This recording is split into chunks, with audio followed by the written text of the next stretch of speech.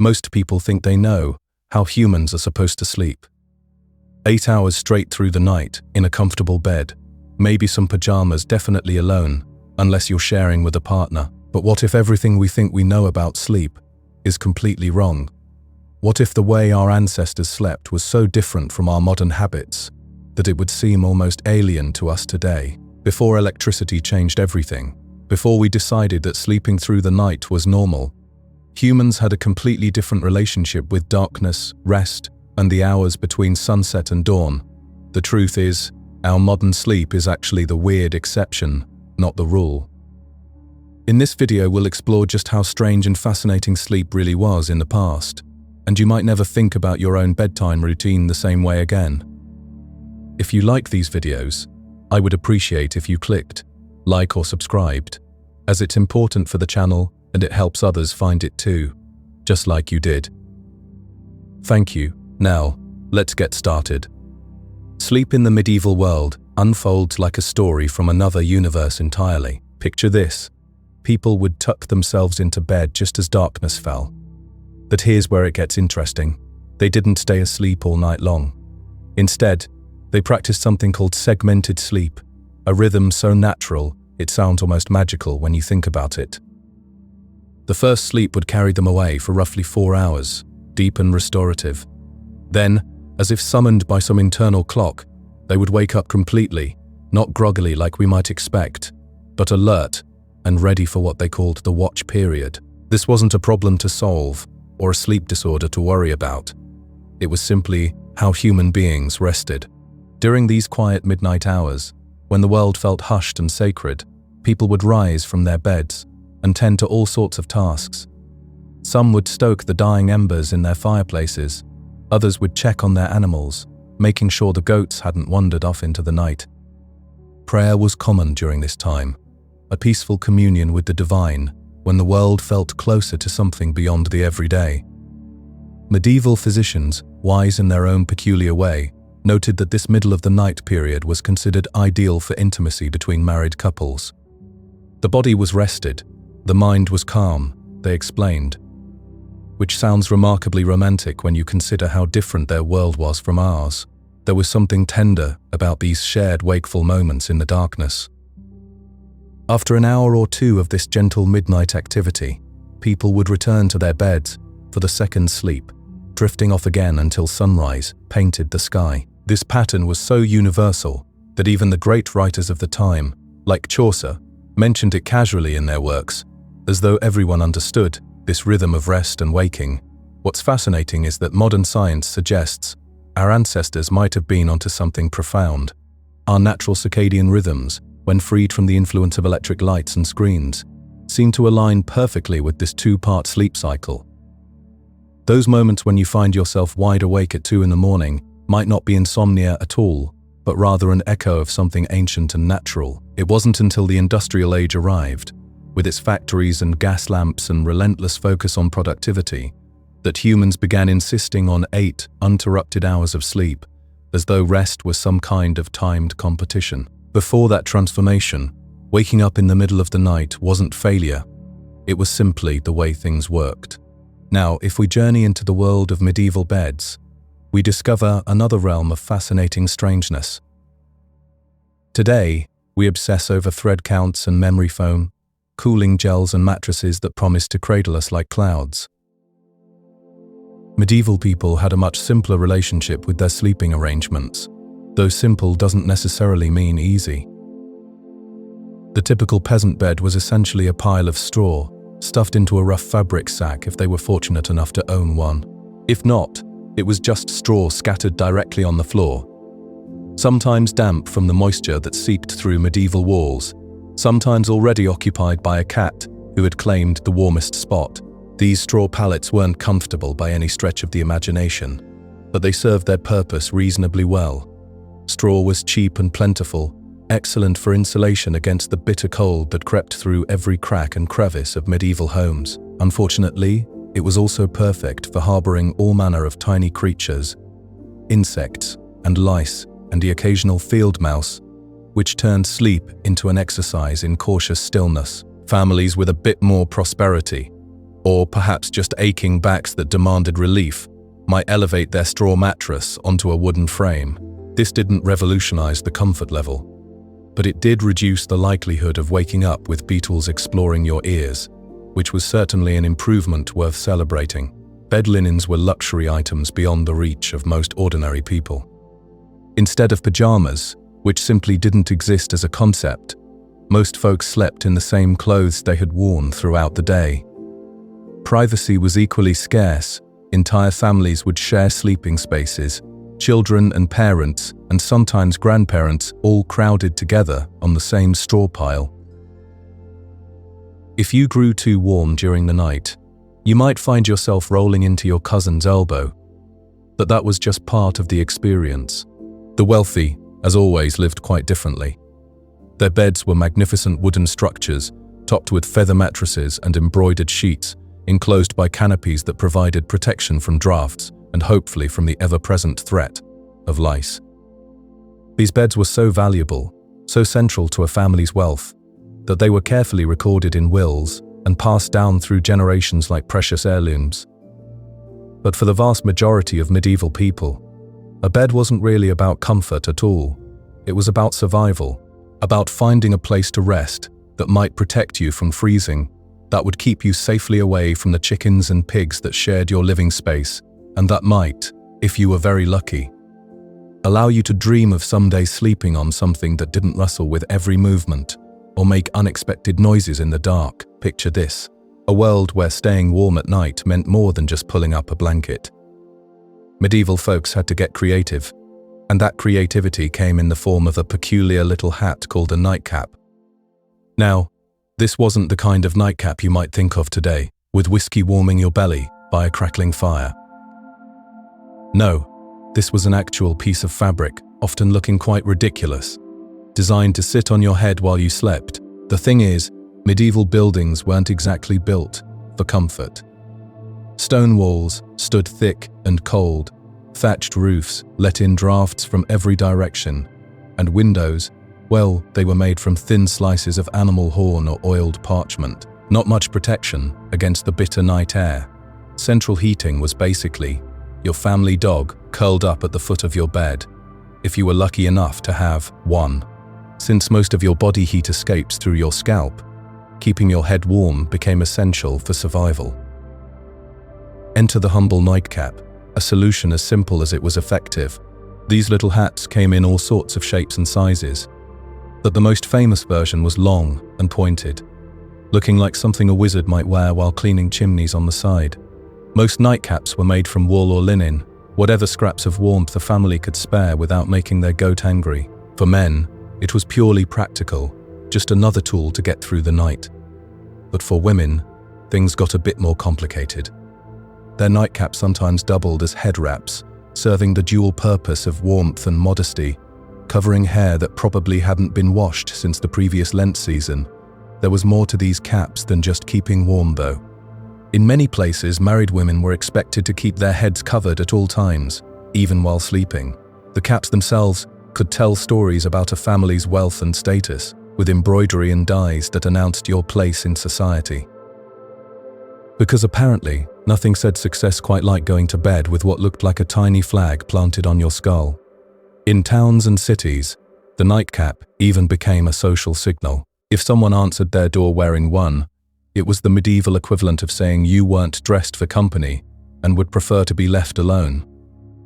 A polite way of communicating that this particular hat meant go away. These caps were usually paired with nightshirts, which were essentially long, loose tunics. Think of Ebenezer Scrooge, but without the haunted moral lessons. Medieval sleepwear wasn't designed to be attractive.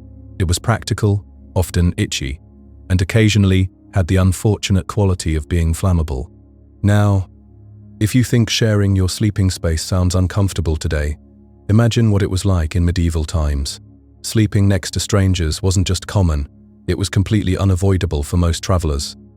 Whether you were a merchant on the road, a pilgrim making a holy journey, or just someone whose mule decided to quit halfway to the next town, finding a place to sleep meant accepting some very unusual arrangements. When you finally found an inn, which was a rare luxury in itself, Asking for a place to sleep didn't get you a private room or even your own bed. What you got was a spot in a bed that was already occupied by complete strangers. Medieval inns operated more like human warehouses than the hotels we know today. Privacy simply wasn't expected. If the bed had space, you were sharing it, usually with people you'd never met before, who might snore loudly, talk in their sleep, or have an alarming number of mysterious bumps and boils covering their skin. This wasn't considered rude or strange. It was just an efficient use of limited resources. Beds regularly hosted 2, 3, even 4 travelers, depending on their size and everyone's tolerance for close quarters. In larger cities, you might find yourself in a dormitory-style hall, with rows of beds and absolutely zero personal space. Snoring contests went unjudged, and elbow territory became fiercely contested real estate. Sometimes men and women were separated, but not always. Some inns tried to organize sleeping arrangements by profession, putting blacksmiths with other blacksmiths, clergy with fellow church members, and allegedly thieves with other thieves. The fellow church members, and allegedly thieves with other thieves. But more often than not, it came down to whoever arrived first got to sprawl out however they wanted. While this might sound like a nightmare to anyone concerned about cleanliness today, back then it was actually an upgrade from sleeping outdoors with wolves, rain, and the occasional peasant uprising happening around you, worried about having your belongings stolen while you slept. Many travelers learned to sleep with their money purse tied to their belt or hidden under their clothes. Others used their bundles of possessions as both pillow and alarm system, figuring that if someone tried to move their bag, they'd wake up, hopefully before they woke up, poorer. Of course, the wealthy didn't have to endure these arrangements. Nobles traveled with their own entourages and either camped in relative comfort or demanded private rooms from innkeepers who valued keeping their heads attached to their shoulders. When night fell across medieval villages, people faced something we can barely imagine today. Sleep wasn't the simple rest we know. It was stepping into a realm where your very soul hung in the balance. Picture this. Every single evening, ordinary folks would begin what they saw as their final preparations, not for tomorrow, but for eternity. Because in their world, closing your eyes meant there was a very real chance you might never open them again. The medieval mind worked differently than ours. Death wasn't some distant possibility that happened to other people. It was right there, lurking in every shadow, every cough, every creak of the wooden beams overhead. Most people didn't expect to live past 30 anyway. So, bedtime became this fascinating ritual, part practical, part spiritual, all urgent. They had prayers for everything you could imagine. Special words for when guilt was eating at you. Different verses for when you were sure demons were hiding somewhere in the dark corners of your room. There were prayers specifically designed to keep the plague away, though those didn't work out quite as hoped. Children learned these prayers too, though their reasons were a bit different. Parents told them angels were watching over them while they slept. Sounds sweet, doesn't it? Except it was less about comfort, and more like having a celestial security system monitoring your every dream and thought. The really devoted people, the monks and nuns, they had this thing called complen. It was their final prayer service before bed, and after it ended, complete silence. No talking, no whispering, nothing, just you and whatever thoughts you carried into sleep. Of course, most of them were probably too tired and hungry to say much anyway. What's really fascinating is how they saw this whole process. It wasn't about finding peace or relaxation. It was damage control, like running one last scan on your computer before shutting it down, hoping nothing corrupted would slip through. But the spiritual side of medieval sleep goes even deeper when you consider their dreams. We treat our dreams like random entertainment, weird movies our brains play while we're unconscious. Medieval people saw them as direct communication from the divine realm. Every dream meant something important. Fire could mean hell was calling. Water might represent purification, or maybe drowning in sin. If you dreamed of something truly bizarre, like a goat-headed man juggling fish. Well, that called for immediate consultation with a priest. The church had mixed feelings about all this dream interpretation. On one hand, they believed God could speak through dreams. On the other hand, they worried that demons might be planting false visions to lead people astray. So you had to be careful about which dreams you took seriously. Monks and nuns actually kept dream journals. They'd write down what they saw in their sleep and share it with their spiritual leaders. Some became famous for their holy visions. Others were quietly told to maybe change their diet. Skip the onions before bedtime. There's something almost touching about how seriously they took their inner lives. Your dream actions could reveal hidden sins or spiritual weaknesses. That dream where you stole bread? That might be your soul confessing to real-world gluttony. Better to mention it in confession, just to be safe. Medieval literature picked up on all this dream fascination. Stories were full of knights having elaborate dream encounters with angels, demons, and strange creatures who spoke in riddles about virtue and vice. Dreams became their main way of exploring big spiritual questions through storytelling. The whole system reveals something profound about how they understood consciousness itself. Your soul didn't clock out when your body fell asleep. It remained active, vulnerable, making choices that could affect your eternal destiny.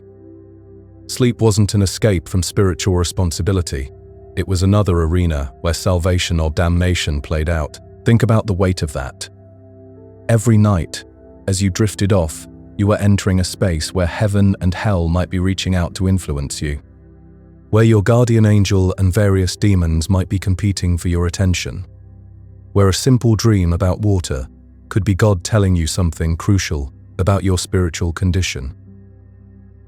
It makes our modern relationship with sleep seem almost casual by comparison. We worry about getting enough rest for tomorrow's meetings. They worried about whether their souls would survive until dawn. Picture life when winter meant real danger, and warmth wasn't something you could simply turn up with a dial. Medieval people discovered something that modern pet owners might find familiar, though for very different reasons. Animals make excellent bed warmers. Those stone cottages scattered across the countryside weren't built with comfort in mind. Thick walls that trapped cold air, gaps between boards that let wind whistle through, like unwelcome visitors. The whole house might have just one room, where cooking, eating, and sleeping all happened in the same cramped space.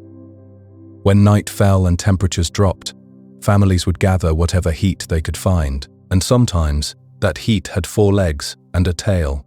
Dogs would curl up near human feet, their body warmth spreading through thin blankets. A pig might settle by the fire, raising the room's temperature just enough to make the difference between shivering and sleeping. This wasn't really about affection, though people certainly grew fond of their animals. It was pure survival, a practical solution to a deadly problem. Medieval winters could kill, and every source of warmth mattered. Animals were reliable heaters that never went out, never needed fuel, and usually stayed put through the night. Children might drift off, pressed between their parents and a goat. Chickens wandered freely through the house, serving as alarm clocks when morning came. Sometimes entire families shared their sleeping space with whatever livestock they owned. Privacy was a luxury that simply didn't exist for most people. The smell, well, that was just part of life. Medieval noses were accustomed to things that would send modern people running. Hygiene standards were, shall we say, more flexible back then. When survival was the priority, a few barnyard odors seemed like a small price to pay for warmth. Wealthier families had different arrangements, though they weren't always more comfortable. Noble houses might be larger, but they were also harder to heat. Castle walls could be several feet thick, which kept enemies out, but also trapped the cold inside. Even wealthy people sometimes kept small dogs in their beds, though more for fashion than warmth. Some castles actually had separate quarters for favored animals. Hunting dogs might have their own rooms, complete with servants to tend them. Nothing quite said power and wealth like giving your pet better accommodations than most peasants could dream of, but even with money and status, medieval knights were challenging. A hoof in the ribs at 3 in the morning was just part of the routine. Animals don't respect human sleep schedules, and personal space was a concept that hadn't really caught on yet. Even among the four-legged residents, medieval monasteries took a completely different approach to nighttime comfort. Monks lived by rules that made peasant conditions look almost luxurious by comparison. Their dormitories housed dozens of men in single large rooms, arranged in precise rows like a military barracks. Beds were wooden planks, maybe topped with a thin layer of straw if the monastery was feeling generous. No pillows, no blankets worth mentioning, no privacy of any kind.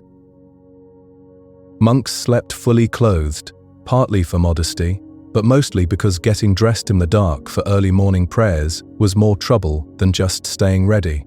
Silence was absolutely required. No talking, no groaning, no unnecessary movement. If your snoring became too disruptive, you might find yourself assigned to unpleasant duties as punishment. The line between unavoidable human noise and sinful self-indulgence was carefully monitored. These sleeping arrangements weren't accidents or oversights. Monks believed that physical discomfort was spiritual training, preparation for a better life after death. Sleep was viewed as a necessary evil, something to be endured rather than enjoyed. Some monks even tried sleeping, sitting up, just to avoid any hint of luxury or pleasure. One flickering candle might provide the only light in the entire dormitory. But darkness was welcome, since there was nothing to see anyway, and looking around would only distract from prayer and meditation. The goal was to lie still, stay quiet, and avoid any thoughts or actions that might displease higher powers. This monastic approach to sleep reflected broader medieval attitudes about comfort and pleasure. Physical ease was often seen as spiritually dangerous, a temptation that could lead people away from more important concerns. Better to embrace discomfort and focus on preparing the soul for eternity. Compared to monastery dormitories, those peasant families sharing straw piles with their livestock had certain advantages. At least the animals didn't judge anyone for rolling over in the night or making too much noise. A snoring pig was probably more tolerant than a disapproving monk. Picture this, if you will. Somewhere in the depth of a medieval night, when darkness wraps around stone walls like a heavy blanket, a bell begins to toll. It cuts through the silence, sharp and unforgiving, calling to those who have promised their lives to something greater than comfort. This is the world of the canonical hours, a rhythm that governed religious life for centuries, demanding sacrifice at every turn. The person ringing that bell, well, they probably didn't volunteer for the job. Someone drew the short straw, as they say, and now they're the one responsible for waking an entire community from whatever dreams they might have been having. There's something almost tragic about it, really. One sleepy soul rousing dozens of others, all bound by the same sacred schedule that values devotion over rest. These weren't your typical early risers either. We're talking about matins, the first service of the day, though calling it day feels generous when even the owls are still debating whether it's worth opening their eyes. 2 in the morning, sometimes earlier, depending on the season and the particular enthusiasm of the religious order, the very darkest part of the night, when the world feels most removed from human concerns. Out of their dormitories, they would shuffle, these robed figures, moving like shadows through corridors that had witnessed this same ritual for generations. No pajamas, mind you. Medieval monks didn't believe in changing clothes for bed. They slept in their robes, ready at a moment's notice to answer the call to prayer. The only layering they cared about, as one might say, was spiritual rather than thermal. Silent processions have their own kind of poetry, don't they? All those footsteps, muffled by stone floors, creating a rhythm that speaks of commitment beyond ordinary human understanding. Into the chapel they would go, where candlelight flickered against ancient walls and created dancing shadows that seemed almost alive. The acoustics in these places were something to behold, stone vaults that had been built to inspire awe, to make human voices sound both smaller and more magnificent at the same time. Under these soaring arches, They would chant psalms and recite scriptures, their voices joining together in harmonies that had been perfected over centuries of practice. But here's where human nature makes itself known, even in the most sacred of circumstances. Staying awake during these services was, shall we say, a challenge. Records exist, wonderfully honest records, of monks being punished for dozing off mid-prayer.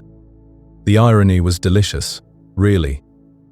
Fall asleep during matins, and your punishment might be leading the next service yourself. Nothing quite like responsibility to keep you alert. The duration of these services could stretch on and on. An hour was standard, but some particularly devout communities pushed it to 2 hours or more. Imagine standing there, trying to maintain spiritual focus, while your stomach reminds you that dinner consisted of lentils and a moral lesson. Your body is actively trying to shut down, but your soul is supposed to be reaching upward toward the divine. After matins ended, the night's work wasn't necessarily finished. Some monks would return to their beds for what they called second sleep, a perfectly sensible arrangement that recognized the natural rhythms of rest. But in stricter orders, there was no such mercy. Straight from prayer into study or manual labor. Because apparently nothing demonstrates holy discipline, quite like threshing wheat when you're running on 4 hours of fragmented sleep. The reasoning behind this seemingly harsh schedule was actually rather beautiful, in its own way.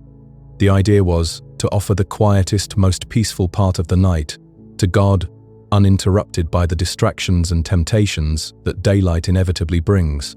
No warmth to make you comfortable, no sunlight to lift your spirits, no REM cycles to make you feel human.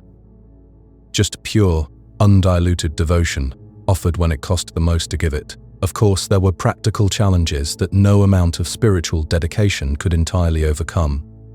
Numb feet from standing on cold stone floors, eyes watering from candle smoke, and inevitably there was always that one brother, let's call him Ambrose, whose chanting was just slightly off-key, testing everyone's commitment to Christian charity.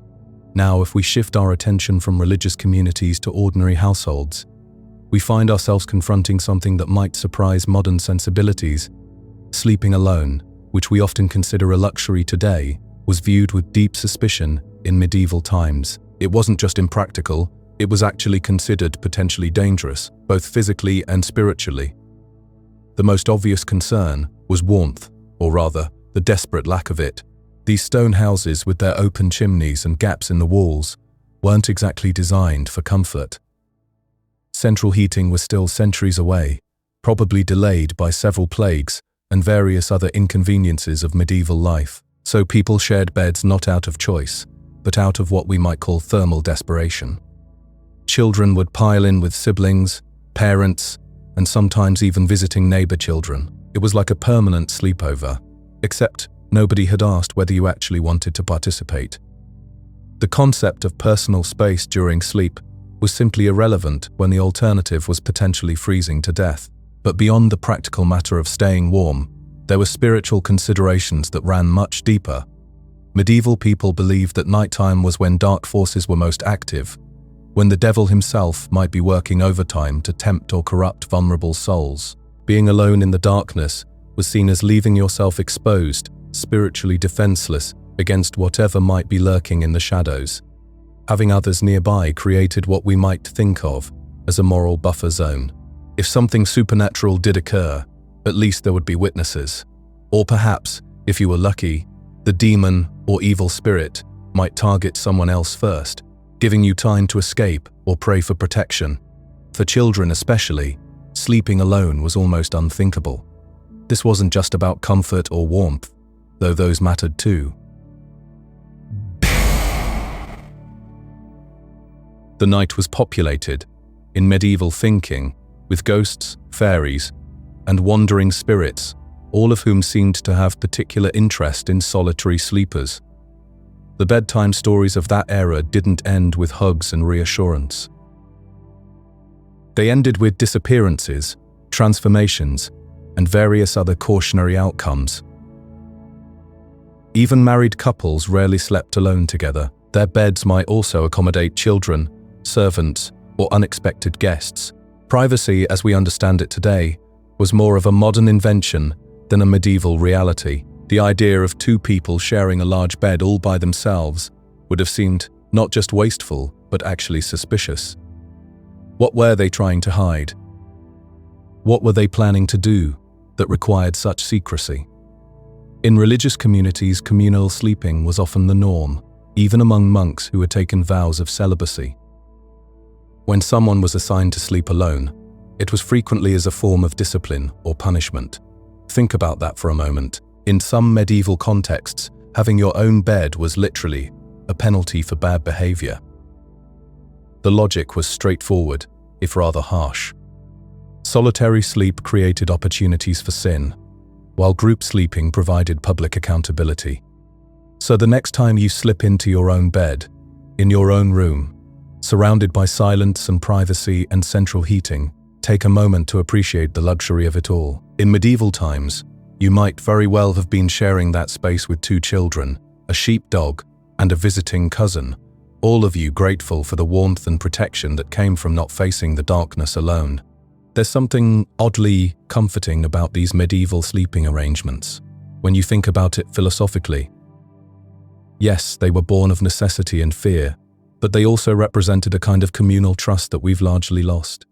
People literally entrusted their most vulnerable hours to each other, creating bonds of interdependence that went far beyond mere convenience. Picture yourself living in a time when your biggest bedtime worry wasn't checking your phone one last time, but wondering what tiny creatures might be sharing your mattress tonight.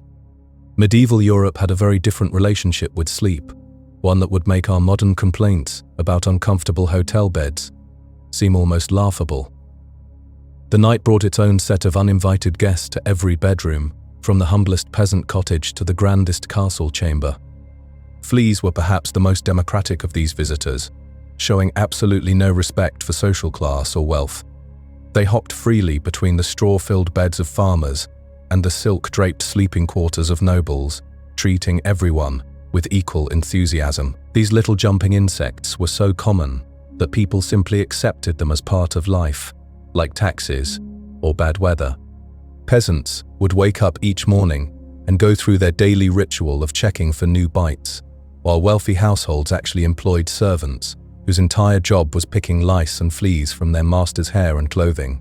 Imagine putting that on your resume, professional pest removal specialist to the aristocracy. But fleas weren't the only creatures making medieval nights miserable. Bedbugs had turned the art of nighttime feeding into a precise science, hiding in the wooden joints of bed frames and the woven fibers of mattresses during the day, then emerging like tiny vampires once darkness fell. They were the silent assassins of the medieval bedroom, leaving behind itchy welts and restless nights. The louse, meanwhile, had made itself completely at home in the fabric of medieval life. Quite literally, these persistent little creatures lived in clothing, bedding, and hair, creating their own tiny civilizations in the folds of woolen garments and linen sheets. They were so embedded in daily existence that entire industries grew up around managing them. People tried everything they could think of to fight back against these microscopic roommates. Some burned pungent herbs like wormwood around their beds, filling their chambers with smoke that was supposed to drive away the insects. Others took a more direct approach, sleeping with garlic cloves, onions, or even handfuls of ashes scattered in their bedding. Whether these remedies actually worked is debatable, but they certainly made for some interesting sleeping arrangements. The nightcap, that classic symbol of bedtime, wasn't just about keeping your head warm. It was often the first line of defense against crawling invaders trying to make a home in your hair. Similarly, sleeping fully clothed wasn't always about staying warm in drafty stone buildings. It was sometimes about creating barriers between your skin and whatever might be lurking in the bed. Medieval people didn't just see these pests as annoying, they often viewed them through a spiritual lens. Fleas in particular were sometimes considered symbols of sin or moral failing, tiny biting reminders that humans had fallen from grace. This led to some rather peculiar literature, including entire poems dedicated to fleas, some moralizing about their meaning, others bizarrely romantic, suggesting that lovers could be united through sharing the same flea bites. But perhaps the strangest aspect of medieval sleep wasn't what was crawling around in the beds, but how people positioned themselves in those beds. Many chose to sleep, sitting up or propped at steep angles, turning their beds into something resembling medieval recliners. This wasn't about comfort, it was about survival. Or at least what they believed was survival. Medical wisdom of the time insisted that lying flat was dangerous for your health. Doctors, who also believed that sneezing too hard could rearrange your soul, were convinced that horizontal sleeping led to problems with digestion, breathing, and the mysterious balance of bodily humors. They worried about something they called congestion of the brain, which sounds terrifying but mostly meant they didn't want people drowning in their own nighttime congestion. So wealthy families invested in elaborate bed setups, with wooden supports and mountains of pillows designed to keep sleepers at the perfect angle for health. Think of it as the medieval equivalent of an adjustable bed, except instead of a remote control, you had servants arranging bolsters and cushions to achieve the ideal sleeping geometry. The spiritual concerns were even more compelling than the medical ones. Lying flat, people believed, was too similar to how corpses were laid out for burial. Nobody wanted to confuse divine powers about whether they were actually dead, or worse, accidentally signal to death itself that they were ready for collection. When your local priest doubled as the community health advisor, these theological concerns about sleeping positions carried serious weight. Religious communities took this upright sleeping to extremes that would make modern insomniacs weep. Monks in the strictest orders sometimes slept, sitting completely upright on hard wooden benches or leaning against cold stone walls with nothing but their hoods for comfort. This wasn't about preventing bad dreams or digestive problems. It was about spiritual discipline through deliberate discomfort. The logic was beautifully circular and completely exhausting. If you were too comfortable, you might sleep too deeply. If you slept too deeply, you might dream vividly. If you dreamed vividly, you might experience sinful thoughts. If you had sinful thoughts, even unconsciously, you'd need to confess them at dawn prayers. Better to just skip the whole cycle and spend the night in deliberately uncomfortable semi-consciousness. This created a medieval sleep culture that prioritized virtue over rest, spiritual discipline over physical comfort. People measured successful sleep not by how refreshed they felt in the morning, but by how well they had maintained their moral standing throughout the night. It was a completely different way of thinking about those crucial hours of darkness. So while we worry about blue light from screens or finding the perfect pillow, medieval sleepers were navigating a complex world of tiny biting creatures, elaborate sleeping positions designed by questionable medical theories, and spiritual concerns about accidentally impersonating the dead. Every night was an adventure in survival, comfort, and moral navigation, all while trying to get enough rest to face another day in a world where even sleep had become a carefully managed spiritual and physical challenge. Picture for a moment the weight of an entire adult person pressing down on your chest and shoulders. That's roughly what a knight experienced when he chose to sleep in his armor. And yes, some actually did this. The iron plates, the chain mail, underneath. All of it weighing down on a body that simply wanted to rest. Most knights, thankfully for their spines, didn't make this a nightly habit. The metal wasn't exactly designed with comfort in mind. Every movement created a symphony of clanks and scrapes. Rolling over sounded like someone had dropped a kitchen drawer full of knives. The heat trapped inside made summer nights nearly unbearable. But war, as it tends to do, changed everything. When enemy forces lurked just beyond the tree line, comfort became a luxury few could afford. A knight on campaign might strip away only the heaviest pieces. Off came the helmet, freeing his head to breathe. The gauntlets followed, allowing his hands some relief. Everything else stayed put, just in case. The logic was brutally simple. Better to endure a miserable night's sleep than to wake up completely defenseless. Nothing quite ruins your morning like the thunder of approaching hoofbeats when you're still fumbling with buckles and straps. Dreams had a way of mixing with reality, when turnips in your sleep suddenly became the sound of actual horses charging towards your camp. Inside besieged castles, the situation grew even more desperate. Men-at-arms would curl up with their weapons, like children with stuffed animals. Swords rested against shoulders. Axes lay within arm's reach. Shields, those heavy wooden and metal circles, doubled as the world's most uncomfortable pillows. If the enemy managed to breach the walls during the night, at least you wouldn't waste precious seconds getting dressed. You'd already be wearing your office clothes, so to speak. The priorities of survival have their own twisted logic. Iron, unfortunately, has never learned to breathe.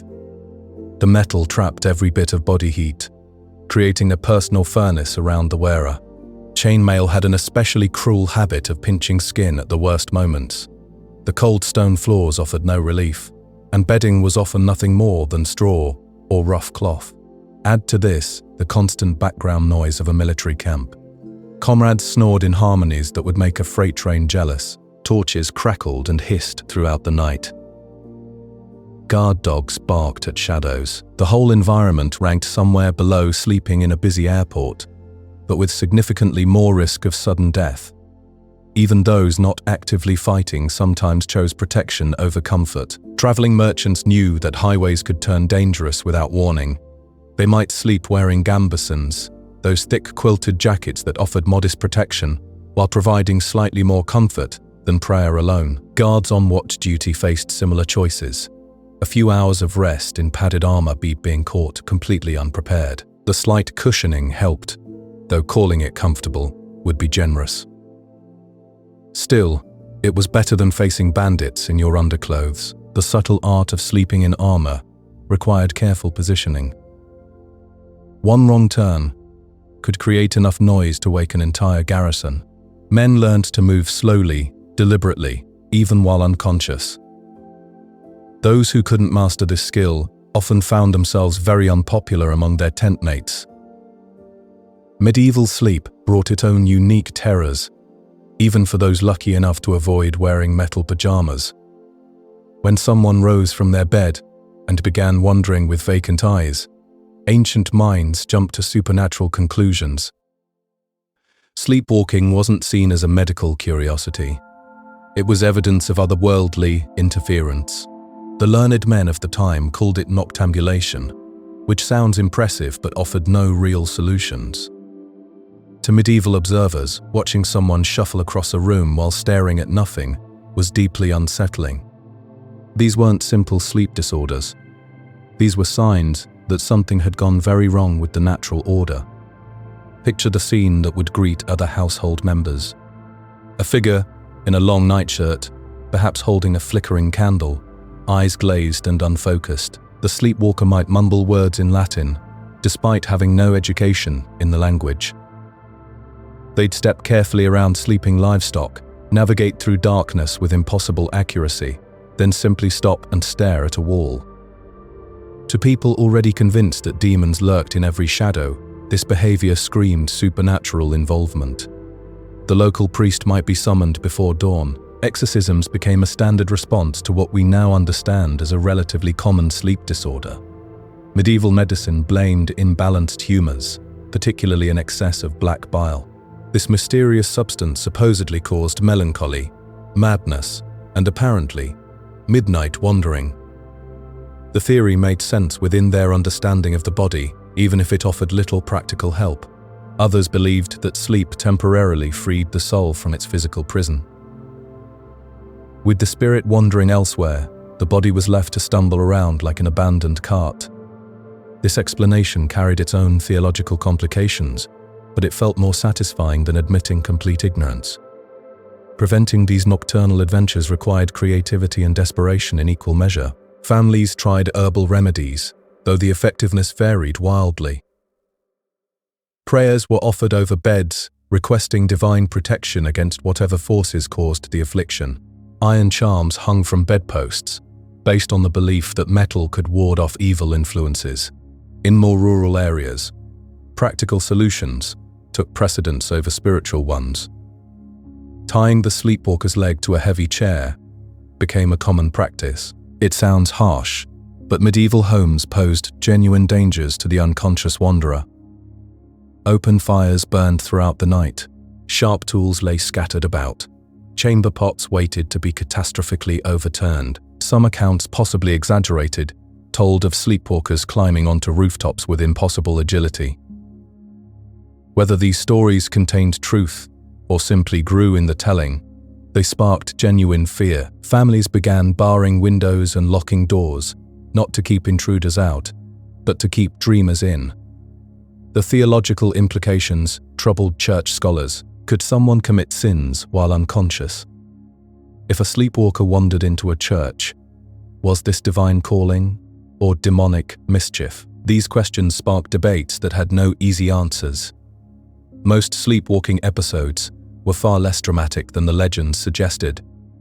People paced, muttered nonsense, or tried to open doors that existed only in their dreams.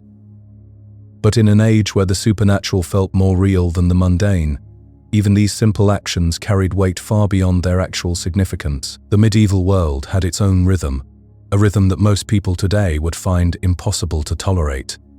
But somehow, the people of those distant centuries learned to find rest in the middle of absolute chaos. Their lives were filled with sounds that would keep modern people awake for weeks. Church bells dominated the soundscape of medieval life. These massive bronze instruments weren't just decoration, they were the smartphones of their era, constantly announcing information. When the sun crept over the horizon, bells rang out across villages and towns. When it was time to pray, which happened multiple times throughout the day, more bells. When meals were ready, bells again. And then, in the deep darkness of night, usually around 2 or 3 in the morning, the bells would ring for matins, the earliest prayer service of the day. Imagine trying to get a good night's sleep when you lived anywhere near a monastery. Your dreams would be constantly interrupted by the deep, resonant tolling of bronze bells. But here's the fascinating thing: people's brains simply adapted. What started as a jarring interruption eventually became background music. The bells transformed into a kind of lullaby for souls who had no choice but to accept their noisy world. Weather presented another constant challenge to peaceful sleep. Medieval people didn't have the luxury of weather forecasts or insulated windows. When storms rolled in, and they rolled in frequently, every family experienced nature's full fury. Thunder clapped overhead like the world was ending. Rain poured through leaky roofs, creating indoor waterfalls. Windows, what few existed, rattled violently in their frames. Chimneys caught the wind and howled like supernatural creatures. Yet somehow, people still found sleep. They had to, because life didn't pause for exhaustion. Fields needed ploughing, regardless of how much rest someone had gotten. Prayers needed saying, whether someone felt alert or drowsy. And if Vikings appeared on the horizon, well, running for your life required energy, rested or not. The 14th century brought challenges that would test anyone's ability to find peace. Famine stalked the land, making every meal uncertain. Wars erupted constantly, bringing violence to doorsteps. The Black Death swept across continents, killing roughly 1/3 of Europe's population. Death carts rolled through streets each morning, collecting bodies like garbage trucks collect trash today. But even with death literally rolling past their windows, people somehow managed to sleep. When survival depended on conserving energy, the human body found ways to rest. Some historians have found records of people sleeping through earthquakes, barn fires, and even angry mobs gathering outside their homes. The secret lay in exhaustion itself. When someone worked from sunrise to sunset, ate barely enough calories to survive, and spent every day dodging mud, taxes, and thoughts of eternal damnation, their bodies simply collapsed into sleep. Deep, hard, necessary sleep that couldn't be interrupted by ordinary chaos. There's something almost wise about how some medieval people approached overwhelming circumstances. When faced with illness, grief, or predictions that the world was ending, which happened roughly every century, many people developed a unique coping strategy. They would simply curl up under a cloak, whisper a quick prayer, and take a nap. Sleep became their escape hatch from an unpredictable world. Centuries later, in a different kind of harsh landscape, another community would face their own test of endurance. The winter of 1692 settled over Salem, Massachusetts, like a heavy blanket. But this blanket brought more than cold, it brought tension that would soon explode into one of America's most infamous episodes. Salem's residents were Puritans, people who had traveled across an ocean to build what they believed would be a perfect religious community. They saw themselves as chosen people, watched over by God, but constantly threatened by Satan. Their daily lives revolved around strict moral codes and the constant fear of spiritual failure. Life in Salem was already difficult before anything supernatural entered the picture. The village had recently split from the larger Salem town, creating political divisions that ran through families and friendships. Recent crop failures meant hungry families. Smallpox had devastated nearby communities, leaving everyone worried about disease. Wars with local native tribes had traumatized many residents, creating an atmosphere of constant vigilance. Winter made everything worse. The long, dark, bitter, New England cold trapped people inside small houses with their fears and suspicions. Old grudges had time to fester. Property disputes simmered without resolution. Anyone who seemed different or didn't quite belong became a target for whispered conversations. The explosion began in the home of Reverend Samuel Parris, the village minister.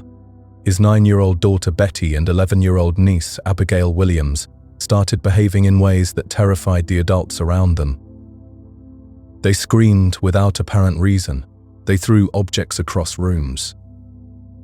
Their bodies twisted into unnatural positions that seemed impossible for children. Sometimes the girls would fall completely silent for hours, staring with wide, terrified eyes at things no one else could see. They claimed invisible forces were pinching and biting them. Neighbors gathered to witness these strange episodes, and whispers began spreading through the village like wildfire. Reverend Parris, desperate for answers, called in Dr. William Griggs, the local physician. Griggs examined the girls thoroughly, but could find no physical explanation for their behavior. In a moment that would change Salem forever, he delivered his diagnosis: witchcraft. That single word ignited fears that had been smoldering in Salem for months. In the Puritan worldview, witches were not folklore characters. They were real, dangerous servants of Satan who could cause genuine harm. If the devil could somehow reach into the minister's own household, what did that mean for everyone else's safety?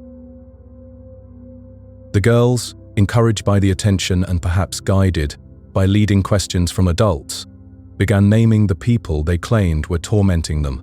Their first accusations targeted women who lived on the margins of society, people who were already viewed with suspicion. Sarah Good was homeless, a beggar who wandered from house to house asking for food or shelter.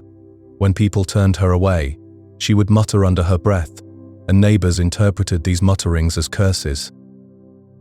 She smoked a pipe, unusual for women of that time. She was sharp-tongued with children who bothered her. She fit people's expectations of what a witch might look like, because she didn't fit their expectations of what a proper Puritan woman should be. Sarah Osborne had scandalized the community in multiple ways. She hadn't attended church services in over a year, which raised immediate suspicions about her spiritual condition. After her first husband died, she had married her indentured servant, a choice that violated social conventions and suggested she might be willing to defy other rules as well. Tituba, an enslaved woman in Reverend Parris's household, faced the most dangerous position of all. She had come from Barbados, bringing with her stories, an accent and cultural knowledge that seemed foreign and threatening to the English colonists. Under intense pressure and possibly physical violence, Tituba made a confession that would transform Salem's crisis into something much larger. Instead of simply admitting to witchcraft and ending the matter, Tituba told an elaborate story. She described a tall man dressed in black, clearly meant to represent the devil, who had asked her to sign his book. She claimed to have seen supernatural animals, yellow birds, red cats, spectral dogs that appeared and disappeared mysteriously. But her most explosive claim was that other witches were operating in Salem. This revelation was exactly what the authorities and the frightened community needed to justify expanding their investigation. If multiple witches were conspiring together, then anyone could be involved. Once that door opened, accusations began flowing like water through a broken dam. New names appeared weekly on the growing list of suspected witches. Neighbors who had feuded over property lines suddenly saw each other as spiritual threats. Old personal grievances transformed into righteous crusades against evil. The fear became so contagious that even innocent people dared not speak in defense of the accused. To question whether someone was really a witch, or to suggest that the girls might be mistaken, was to invite suspicion upon yourself. In Salem during those dark months, silence became the only safe response to injustice. The threads of accusation spread through Salem like invisible spiderwebs, catching anyone who happened to cross their path.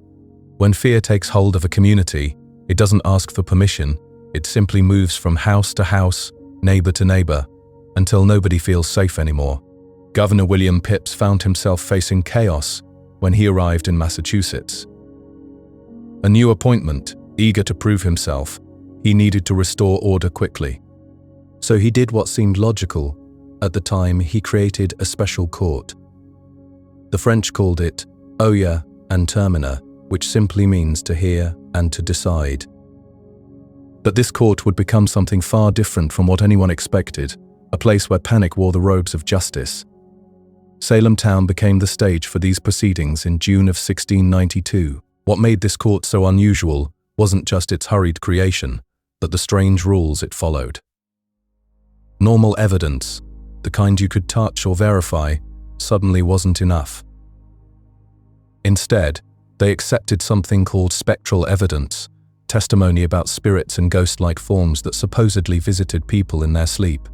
Imagine trying to defend yourself against someone's dream. A person could claim they saw your spirit choking them while you were miles away, perhaps sitting peacefully in church.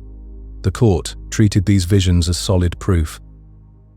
You couldn't question a nightmare, couldn't bring witnesses to contradict what happened in someone's mind while they slept. Children became the star performers in this theater of fear. Their dramatic fits and seizures grew more elaborate with each court session.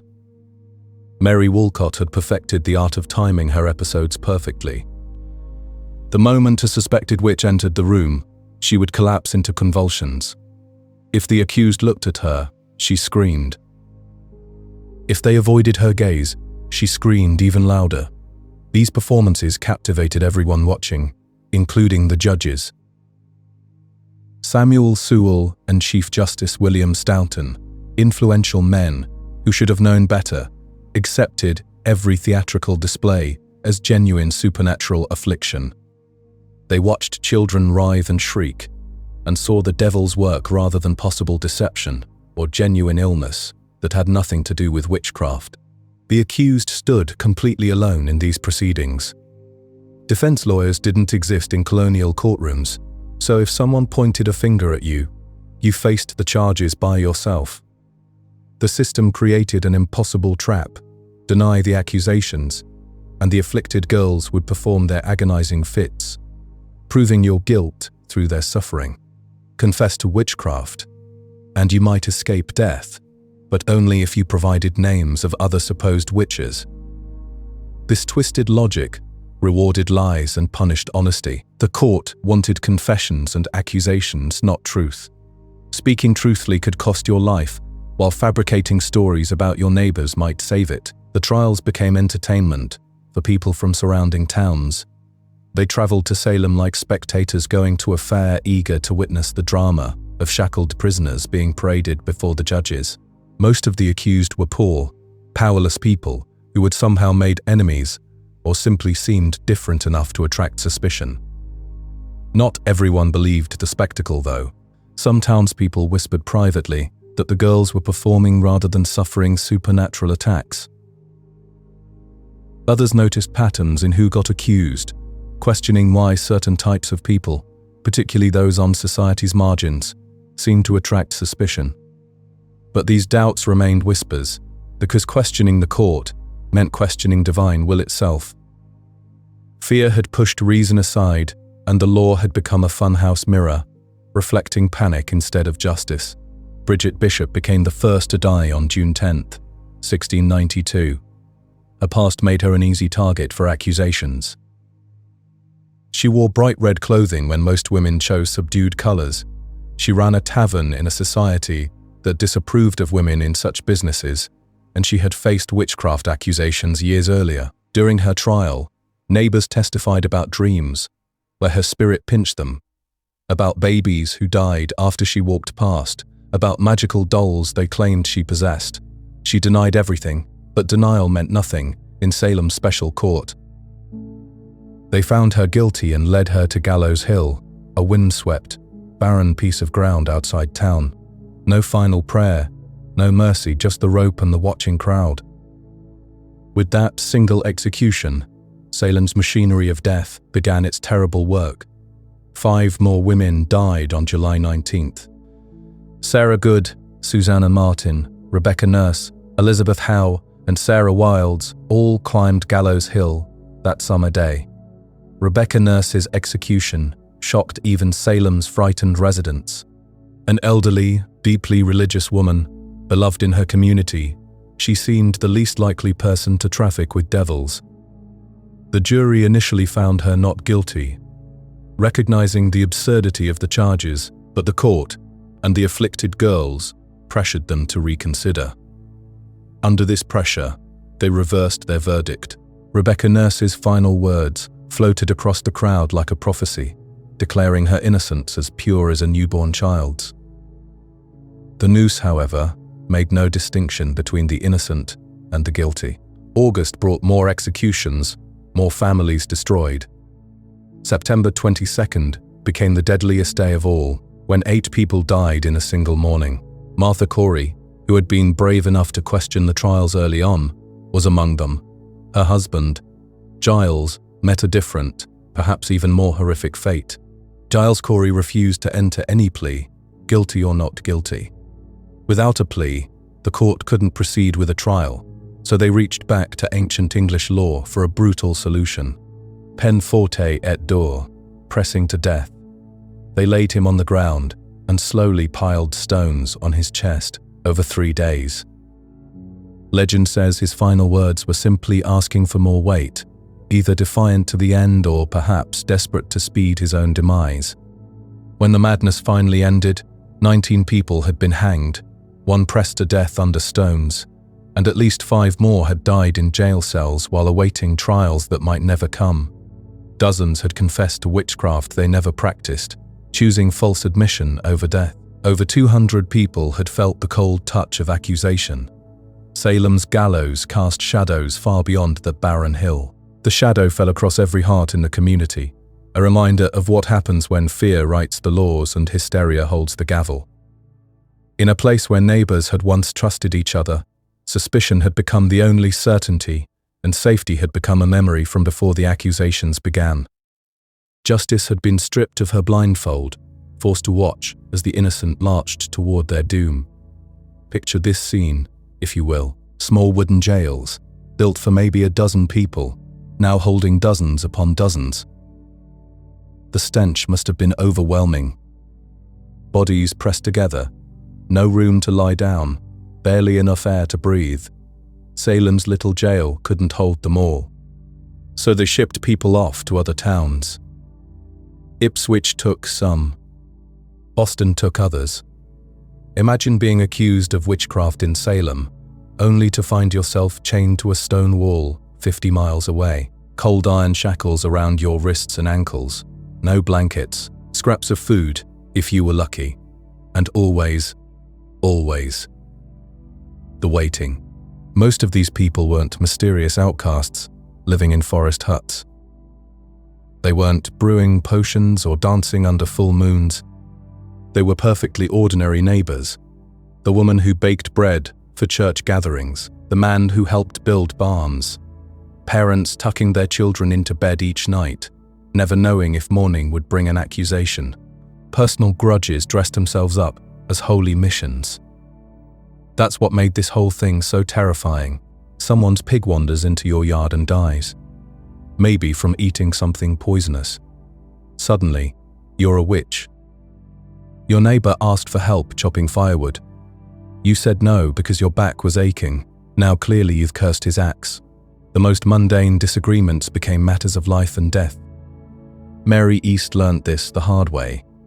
She was Rebecca Nurse's sister, which should tell you something about her character. Rebecca was known throughout the community for her kindness and deep faith.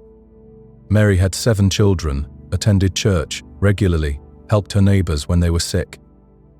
The court initially released her, recognizing there was no real evidence, but the afflicted girls, those young women whose fits and accusations drove so much of this madness, they weren't finished with Mary. Days after her release, they began having new fits, claiming Mary's spirit was tormenting them from afar. So back to jail she went. This time, there would be no release. In her final petition to the judges, Mary didn't beg for her own life. Instead, she pleaded with them to stop these proceedings before more innocent blood was shed. She could see what the judges couldn't or wouldn't. This wasn't justice. It was a machine that devoured the innocent and called it holy work. They hanged her anyway. Then there was little Dorothy Good, just 4 years old. Her mother Sarah had already been arrested, and someone decided this tiny child needed questioning too. Picture a 4-year-old separated from her mother, facing stern adults demanding to know if she was a witch. Under that pressure, terrified and confused, she said yes. Her answers were the babbling of a frightened child, but they took them as confession. 8 months in chains, 8 months for a 4-year-old. When they finally released her, her mind was broken. She never recovered from what they did to her. Some wounds, especially those inflicted on the very young, never truly heal. Even pregnancy offered no protection from this madness. Elizabeth Proctor found herself condemned to die. Her husband, John, already sentenced to hang, but she was carrying a child. And even in their frenzy, the authorities hesitated to execute a pregnant woman. So they waited. She gave birth in that filthy jail, bringing new life into a world gone mad. That delay probably saved her. By the time she could be executed, sanity had begun to return. The accusations kept spreading like ripples in a pond. Some people confessed, not because they were guilty, but because confessed you had to name alive, and once you confessed you had to name others. It was part of the bargain. Point the finger elsewhere. Shift the suspicion away from yourself. Entire families got swept up. Fathers, mothers, daughters, sons. The spiral just kept widening. Meanwhile, those jails kept filling up. Food became scarcer and scarcer. Disease spread in the cramped, unsanitary conditions. Some people died before they ever saw trial, forgotten in the chaos. And still, every week brought new names, new accusations, new neighbors pointing fingers at neighbors. By autumn of 1692, something interesting happened. The spell didn't break because people suddenly became reasonable. It broke because the accusations got too big for their own good. The hysteria had grown so large, it began to devour itself. Reverend George Burroughs found himself accused of being the ringleader of all the witches. Now Burroughs was an educated man, well-spoken, formerly a minister in Salem itself. He'd had some disputes with influential families, made some enemies. In that atmosphere, that was enough to sign his death warrant. But on the day of his execution, something remarkable happened. Standing there on the gallows, facing death, Burroughs recited the Lord's Prayer. Word perfect, no stumbling, no hesitation. Folk belief said witches couldn't do this. The devil wouldn't let them speak holy words correctly. Yet here was this condemned man, speaking the prayer as clearly as any minister. The crowd went silent. Some people wept. Even those who had been calling for blood found themselves shaken, but the machinery of execution was already in motion. They killed him anyway. Still, that moment planted a seed of doubt in many minds. Then came the accusation that changed everything. Someone pointed a finger at Mary Phipps, the governor's wife. Suddenly, the hysteria had climbed all the way to the top of the social ladder. Governor William Phips had been watching the chaos unfold, growing more uncomfortable as criticism mounted. But when they came for his own wife, that was the final straw. In October 1692, he dissolved the special court that had been handling the witch trials. No more executions, no more new trials. The legal machinery grinding to a halt.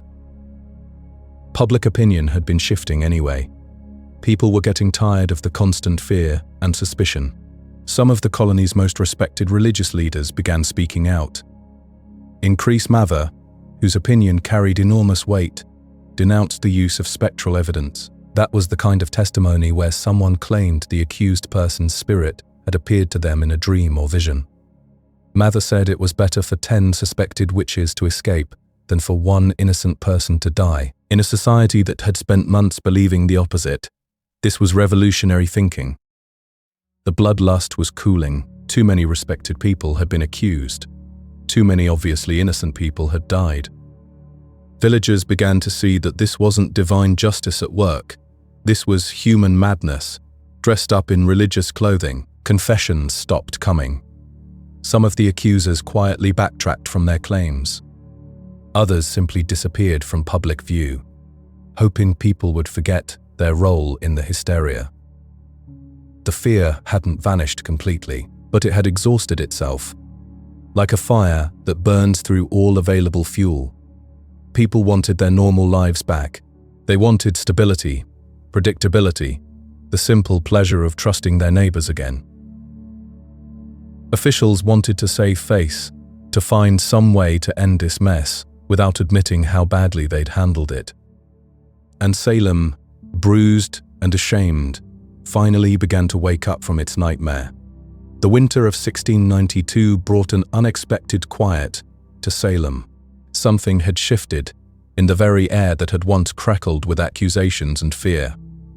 The machinery of terror that had ground through the community for months was finally slowing to a halt. It's fascinating how systems can collapse, really.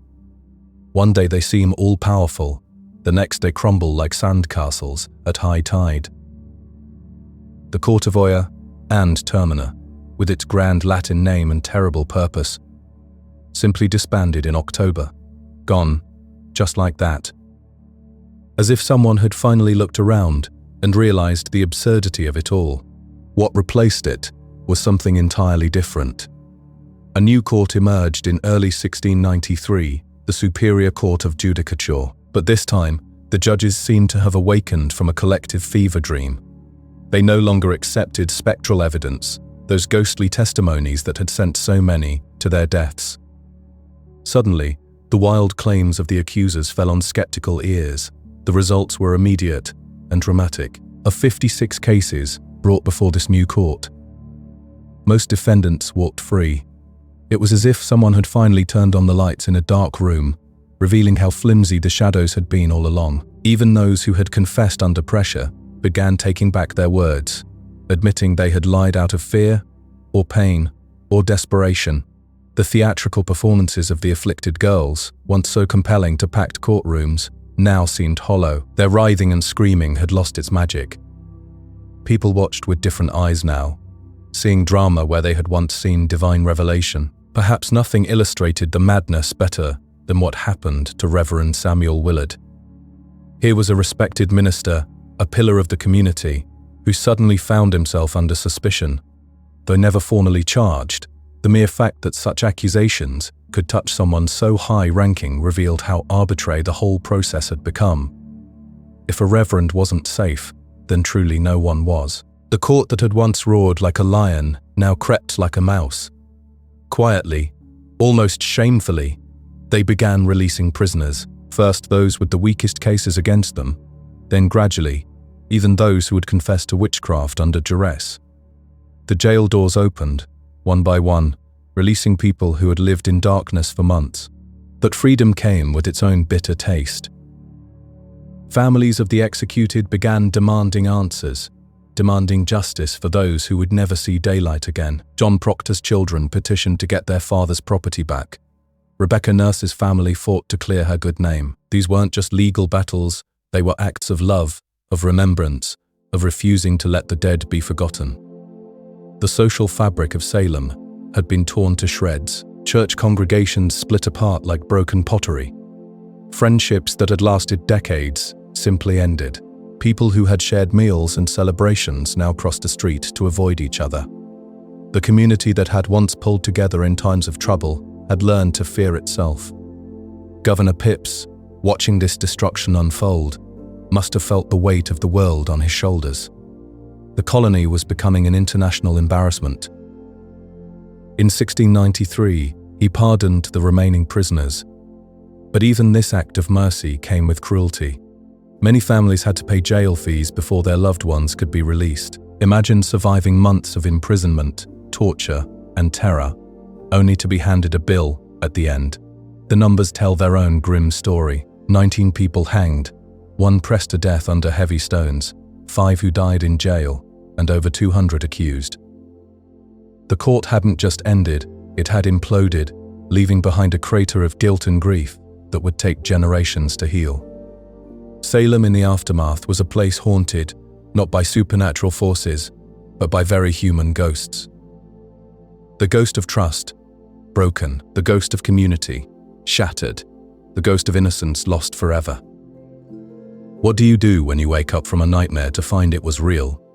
The survivors had to somehow learn to live in the wreckage they had created. Neighbors who had testified against each other now had to share the same streets, the same churches, the same small world. Some of the afflicted girls simply vanished, melting away from Salem like snow in spring. Others retreated into silence, perhaps hoping that if they didn't speak of what had happened, it might somehow become untrue. But a few, like Ann Putnam Jr., eventually found the courage to face what they had done. In 1706, 14 years after the trials, Anne stood before her congregation and publicly apologized. She blamed her actions on delusion by Satan, but her words carried the weight of genuine remorse. It was a rare moment of accountability. In a time when most people preferred to forget, Judge Samuel Sewall chose a different path. In 1697, he stood in his church while a minister read his confession aloud. He asked for forgiveness, not just from God, but from his community. It was an extraordinary act of public penance, almost medieval in its humility, but most officials simply hoped the whole thing would fade away, like a bad dream that loses its power in daylight. They were wrong. The families of the victims wouldn't let them forget. Petitions flooded the Massachusetts government for years, demanding official pardons, requesting returned property, insisting on public acknowledgement that their loved ones had been innocent. The government responded, slowly and incompletely. In 1711, they passed a bill restoring some rights and offering limited compensation, but it was a half measure at best. Some families, like the Coreys and the Proctors, were left out entirely, as if their grief mattered less than others. The village eventually changed its name to Danvers, perhaps hoping that a new identity might help them escape their past. Gallows Hill was never officially marked, as if the community believed that refusing to acknowledge the location might somehow undo what had happened there. But memory has a way of persisting, especially when it carries the weight of such profound injustice. The story lived on in whispered conversations, in sermons about the dangers of false witness, in the careful silence between former friends who had learned too much about each other during those terrible months. Salem had discovered something about itself that it wished it could forget. The town hadn't been cursed by witches, after all. It had been cursed by fear, by the intoxicating power of accusation, by the dangerous comfort of having someone to blame for life's mysteries and misfortunes. That curse proved more lasting than any supernatural spell. It lingered in the spaces between words, in the careful politeness of people who no longer trusted each other, in the knowledge that a community could turn on itself so completely, so quickly, with such devastating results. The echoes of Salem still ripple through our world today. 300 years after the last accusation fell silent. What unfolded in that Massachusetts village wasn't just a strange chapter in history books. It was something far more unsettling, a complete collapse of the very systems meant to protect ordinary people. Picture a time when your neighbor's whisper could become your death sentence, when fear moved faster than facts, when being different was dangerous. The Salem witch trials remind us that civilization, that thin layer we depend on, can crack under pressure in ways that seem almost impossible to believe. Fear has this peculiar power, you see. It doesn't need demons or actual magic to destroy lives. It only needs people willing to believe in those demons. In Salem, terror spread like wildfire through a community that should have known better. Ministers became judges, neighbors became accusers, and silence itself became evidence of guilt. The speed of it all was perhaps the most frightening part. Within months, not years, an entire legal system had twisted itself into something unrecognizable. Old arguments between families suddenly transformed into spiritual warfare. Property disputes became matters of life and death. The courtroom, that sacred space where truth was supposed to emerge, became a theater where performance mattered more than evidence. But here's something remarkable about human nature. We learn from our mistakes. Sometimes, the horror of Salem would later shape how America thought about justice. When the Founding Fathers sat down to write the Constitution, the specter of those trials haunted their discussions. They remembered what happened when fear got dressed up in legal robes and called itself justice. Those hard-won principles, the right to face your accusers, the right to legal counsel, the demand for real evidence, these weren't just abstract legal concepts. They were lessons written in the blood of innocent people who died on Gallows Hill. Every safeguard in our legal system carries within it a memory of what happens when those protections disappear.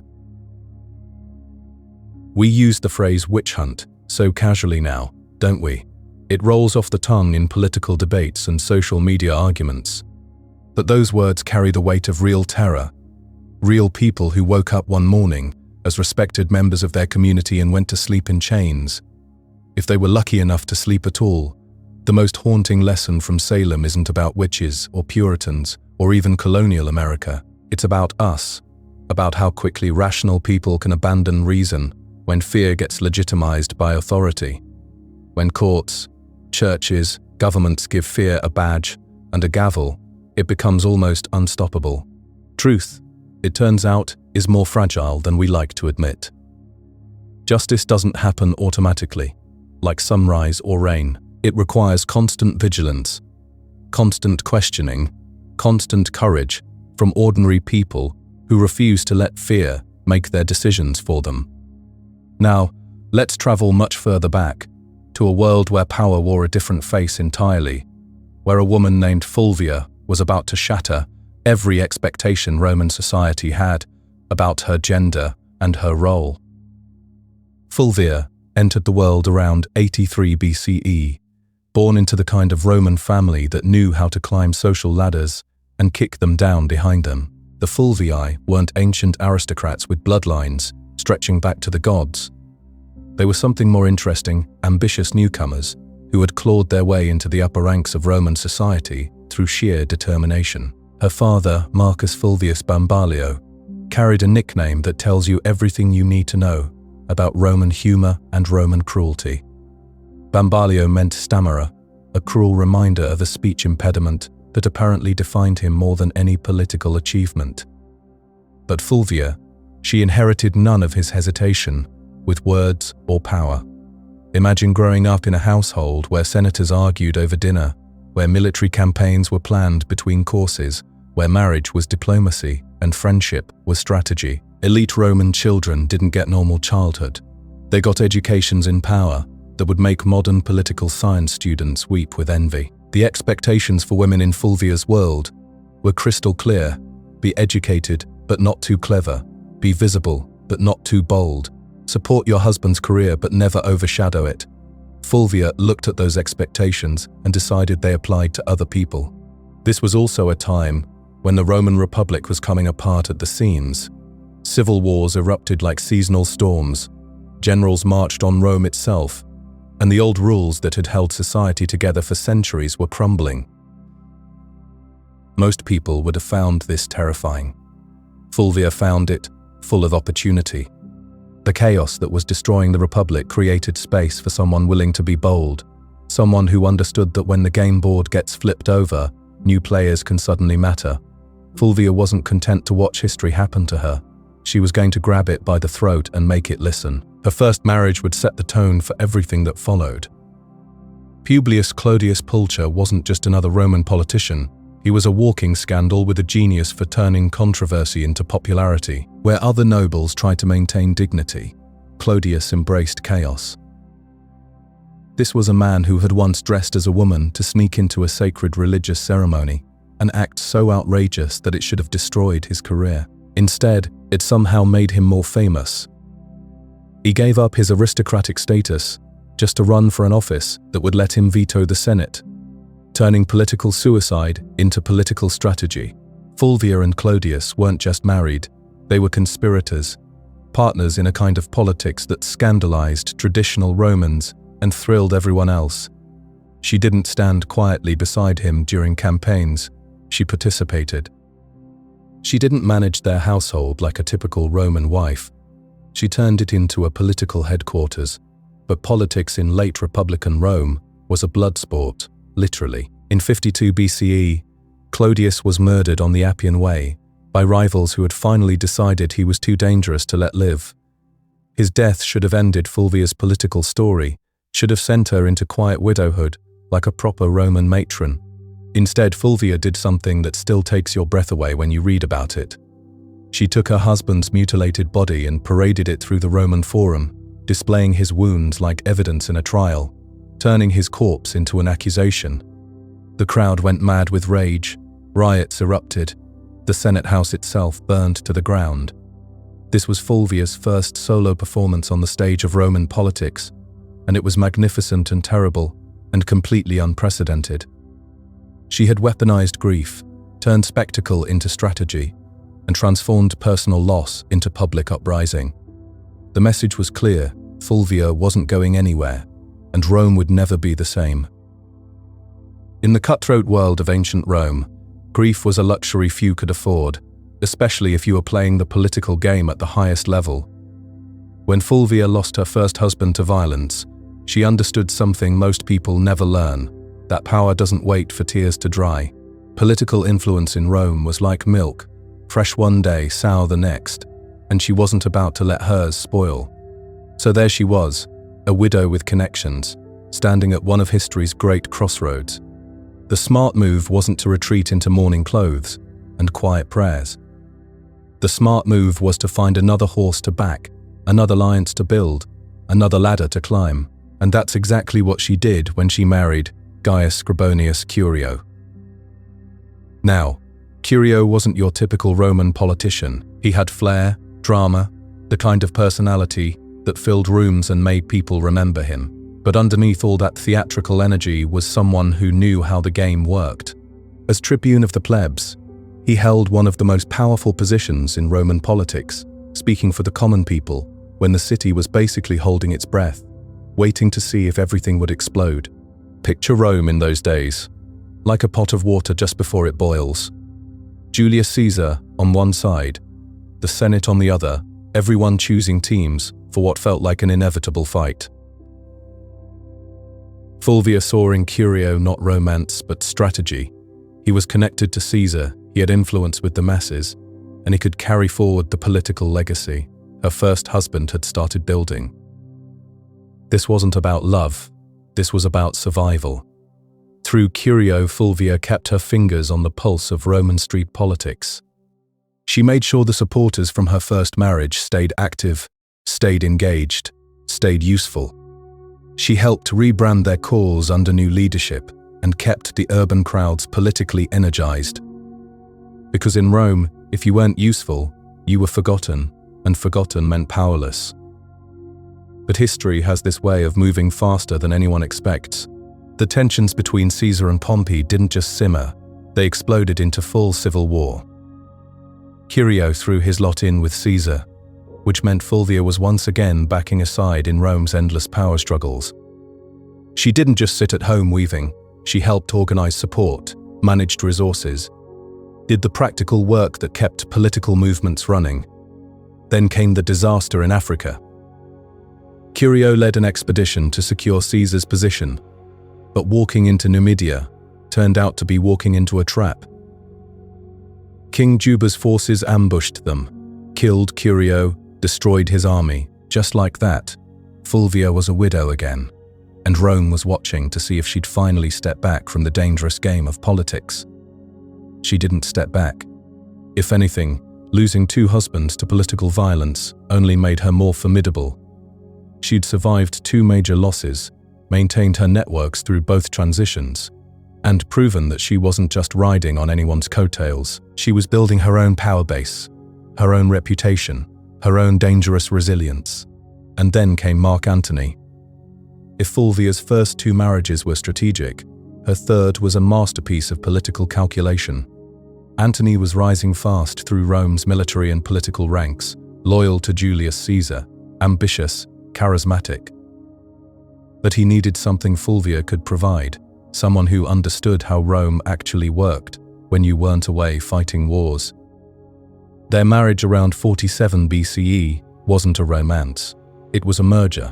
2 people who understood power combining their strengths to create something bigger than either could manage alone. Antony brought military glory and Caesar's backing. Fulvia brought street smarts, political networks and years of experience navigating Rome's treacherous social landscape. By this point, Fulvia had seen enough blood and betrayal to fill several lifetimes. She buried 2 husbands, outmaneuvered countless enemies, survived purges and power shifts that destroyed other families entirely. Antony, for his part, wasn't exactly a choir boy either. He drank too much, gambled recklessly, lived a life that scandalized even Romans, who weren't easily shocked, but together they created something unprecedented. Antony gave Fulvia authority that no Roman woman had ever publicly wielded. She opened his mail, issued orders when he was away, sat in meetings, influenced who got what jobs. She acted, in many ways, like a Roman man, which horrified people because they literally had no category for such a woman. When Julius Caesar was assassinated in 44 BCE, the Republic cracked open like an egg. Antony rushed to secure his position as Caesar's political heir, but it was Fulvia who held Rome itself. While Antony was forming the second triumvirate with Octavian and Lepidus, making deals and drawing up lists of enemies, Fulvia was managing the day-to-day reality of keeping his power base intact. She coordinated with street gangs, managed patronage networks, made sure Antony's supporters stayed mobilized and loyal. She even arranged political marriages, like wedding her daughter to Octavian, trying to cement alliances that everyone knew were temporary at best. Roman coins were minted with both Antony's image and her name, something that had never happened before, a public acknowledgement that she wasn't just a wife, she was a partner in power. But power in Rome was always borrowed time, and Fulvia was about to discover just how far a woman could push before the system pushed back. While Antony was off conquering territories and making grand political gestures, Fulvia controlled the streets of Rome. She wasn't his wife so much as his regent, managing the kind of raw, practical politics that kept empires running. Rome after Caesar's death was like a battlefield where the weapons were words, silver, and influence instead of swords. Fulvia proved she could wield those weapons as effectively as any senator. She financed loyal troops, offered strategic bribes, negotiated with different factions, made sure any legislation that passed would benefit Antony's future plans. The ancient historians, mostly men who found her threatening, painted her as manipulative and power-hungry. But underneath their obvious bias was a woman doing something completely unprecedented, actively engaging in politics in a world that had no protocol for women doing anything beyond traditional domestic roles. She built coalitions, backed military commanders, issued decrees, made public appearances, maintained relationships with veteran soldiers who were crucial to any political success in those chaotic times. When Antony was campaigning in the East, Fulvia was often the face of his authority in Italy, meeting with centurions, influencing land distribution decisions, reminding soldiers that loyalty to Antony came with concrete rewards. This accumulation of power came with a price. Roman aristocrats, especially those aligned with Octavian, Caesar's adopted heir and Antony's increasingly bitter rival, deeply resented Fulvia's influence. They saw her as a woman with dangerous sway over legions, laws, and loyalties, someone acting without the male guardianship that was supposed to limit women's public roles. Fulvia wasn't naive about the growing tension between Antony and Octavian. She could see their alliance cracking, could sense that the Roman Republic wasn't big enough for both their ambitions. So she began preparing for what seemed inevitable, not more diplomacy and careful negotiations, but direct confrontation. Because sometimes, in the game of power, the only way forward is through the fight itself. There's something almost tragic about power, isn't there? The way it can slip through your fingers just when you think you've finally grasped it. In the dusty hills of ancient Italy, a woman named Fulvia learned this lesson in the hardest way possible. Picture Rome in 41 BCE, a world where women were expected to smile quietly and arrange flowers. But Fulvia had been watching, learning, waiting. She'd seen how the game was played from the shadows, and now she wanted her turn at the table. Her husband Mark Antony was far away in the east, probably enjoying himself with exotic foods and foreign politics. Meanwhile, back home, Octavian, the future Emperor Augustus, was making some very unpopular decisions about land. He was taking property from regular Italian families and giving it to his soldiers as rewards. Now, you have to understand, this wasn't just paperwork. These were farms that had fed families for generations, suddenly handed over to rough veterans who'd been killing people in distant wars.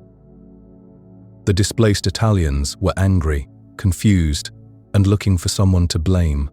Fulvia saw an opportunity glittering like gold in sunlight. She partnered with Lucius Antonius, her husband's younger brother, who happened to be a consul at the time. Together, they decided to do something that had never been done before in Roman history. They were going to start a war, and a woman was going to be calling the shots. It's almost impossible to imagine how shocking this must have been. Roman women could inherit money. Sure, they could whisper advice to their husbands, but leading a military rebellion, that was like watching your grandmother suddenly decide to become a pirate captain. But Fulvia wasn't content to stay behind the scenes anymore. She raised 8 entire legions of soldiers. Can you imagine that? 8 leg legions means somewhere around 40,000 men, all following the orders of a woman, in a world where women weren't even supposed to speak in public. They seized the city of Perugia, which sits on a hill in central Italy, like a crown on a giant's head. The ancient sources tell us something fascinating. Fulvia was more excited about this war than Lucius was. While he seemed nervous about the whole thing, she was out there rallying troops and writing letters to generals. People in Rome started gossiping, the way people always do when something unprecedented happens. They said she was personally commanding legions, making battlefield decisions, forcing her brother-in-law into fights he didn't really want. Whether all of this was true doesn't really matter. What matters is that people believed it. Octavian, to his credit, didn't panic. He did what Romans did best. When faced with a fortified city, he surrounded it and waited, all through the bitter winter of 41 to 40 BCE. His forces sat outside Perugia like patient wolves, cutting off food supplies and letting hunger do the hard work. Think about Fulvia inside those walls, watching her grand gamble slowly crumble like old bread. The food was running out, her political support was melting away, and somewhere in the back of her mind, she must have wondered if her husband even knew what she was doing in his name. By early 40 BCE, the city surrendered. It's interesting how quickly these dramatic moments can collapse, isn't it? One day you're commanding armies, the next day you're begging for mercy. Lucius was forgiven, probably because Octavian didn't want to make Antony too angry, but Fulvia, she was considered too dangerous to keep around Rome. They exiled her to a place called Sicyon in Greece, which had become something like a retirement home for failed politicians. Here's where the story gets really heartbreaking. Fulvia had done all of this for her husband, to protect his interests while he was away. But when she arrived in Greece, expecting maybe some gratitude or at least a reunion, Antony wasn't there waiting for her. Instead, he was in Egypt, getting cozy with Cleopatra. Now, whether they were already lovers or just political allies doesn't really matter. What mattered was the symbolism. While Fulvia had been dodging arrows and rationing bread crusts in a besieged city, Antony had been enjoying banquets and boat rides on the Nile. The ancient historians, especially a writer named Plutarch, suggest that Antony was actually angry with Fulvia for starting this war without asking him first. Can you imagine? Your wife fights a war to defend your honor, and you're upset because she didn't get permission. Other sources hint that maybe Antony was secretly relieved when everything went wrong for her.